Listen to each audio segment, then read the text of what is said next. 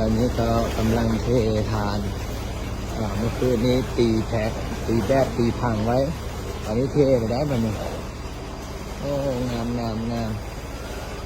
นี่เทไปเรื่อยๆอันนี้ก็ต้องให้มาตรฐานสาธุเด้อเอาเป็นนิยมผู้ใดอยากมากินมาทานกับมาได้เด้อวัดไม้พระอาจารย์เนาะ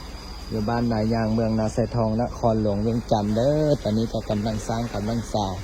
กำลังพัฒนามาห่วมกันสร้างมาห่วมกันสร้างเด้อนี่สาธุกำลังเฮ็ดกำลังทำมีออกเป็นนิยมกับมาสวดมนต์ถือศีลปฏิบัติธรรมเฮาอยู่เฮือนเฮาก็มาสร้างศาลถึงแม้ว่าเฮาบ่ได้มาสวดมนต์แต่คนเฮ็ดบ่อนสวดมนต์ให้คนอื่นถึงแม้ว่ามันสิบ่ได้บุญ 100% แต่ยังน้อยๆได้ 30% ก็ยังดีเนาะนี่ได้ 30% บุญของผู้มาเนาะเพราะว่าเฮาเป็นคนเฮ็ดคนทำคนสร้างเด้เอาละเด้อเอาเป็นนิยมเด้อผู้ใดมีพี่บอกพี่มีน้องบอกน้องแต่บ่ฮู้ว่ารถสิขึ้นบ่อันนี้ฮะรถปูนสิค่าบ่อันนี้ขึ้นได้อยู่บ่ได้อยู่เนาะอนุโมทนาสาธุบุญกับเจ้าภาพเจ้าศรัทธาโยมลุงวัฒนูกัน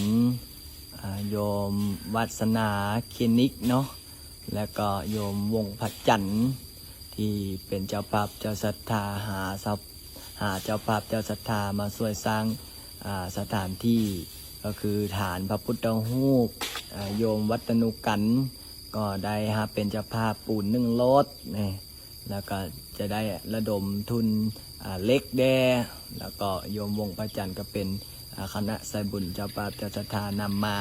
และก็โยมวัสนาก็คือคลินิกแคลอยู่แถวพระขาวเนาะก็มาถวายทรายถวายหินถวาย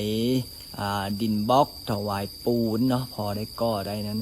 ตนโยมท่านใดอยากจะมาก็มาเด้อมาเป็นเจ้าภาพเจ้าศรัทธานำกันเนาะสาธุเด้อ